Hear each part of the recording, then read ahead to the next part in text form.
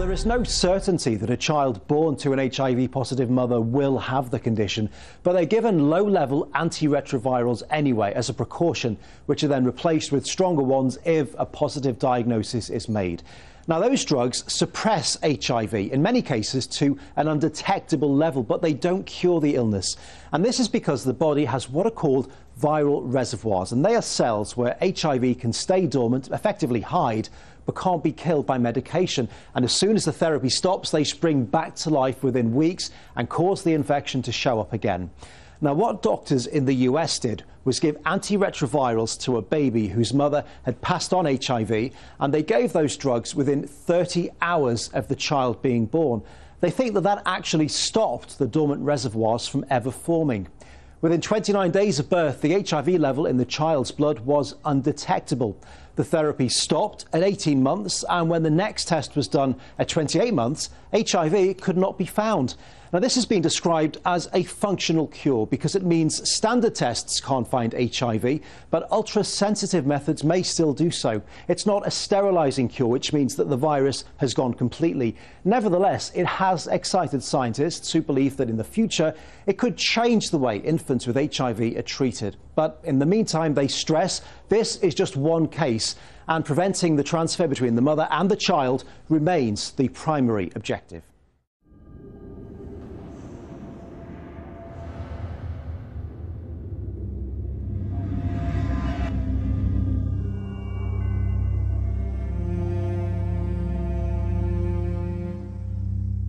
You talked about oxidative stress earlier. Is treating oxidative stress one of the best ways to deal with the African AIDS epidemic?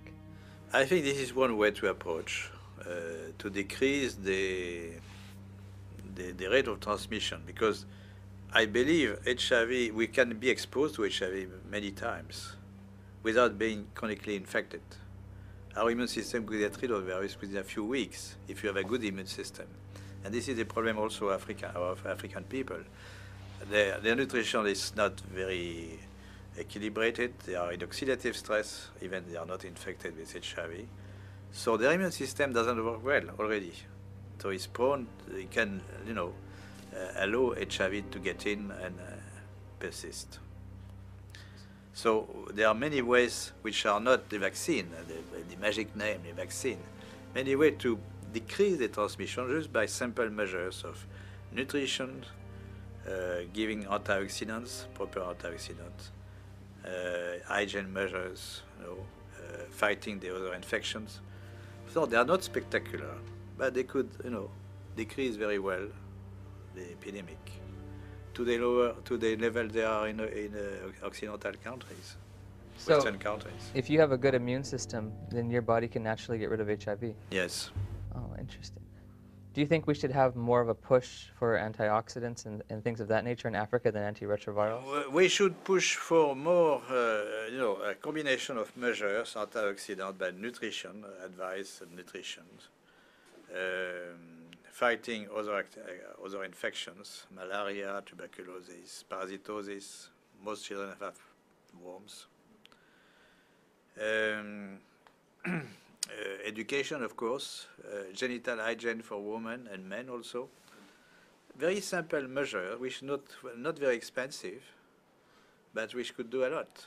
And this is my worry about the many spectacular action. Of course, there are global funds so to buy drugs and so on, Bill Gates and so on, for the vaccine. But those kind of measures are not very well funded, not funded at all, or they are, it really depends on the local government to take conscious of this, but the local government, they take advice of the scientific advisors from the international institutions, and they don't get this kind of advice very often. There's no money in nutrition, right? There's no profit. There's no profit, yes. The water is important. Water is key.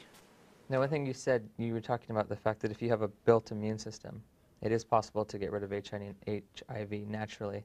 If you take a poor African who's been infected and you build up their immune system, is it possible for them to also naturally get rid of it? I would think so. Okay, that's an important. It's point. Important knowledge which is completely neglected. People always think of drugs and vaccine. So this is a message which may be different from the what you heard before, no? The closing? No, yes, my message is different from what you heard from Fauci or... Yes, yeah. it's a little different. It's a little different. Some people are very fortunate and they don't have these side effects.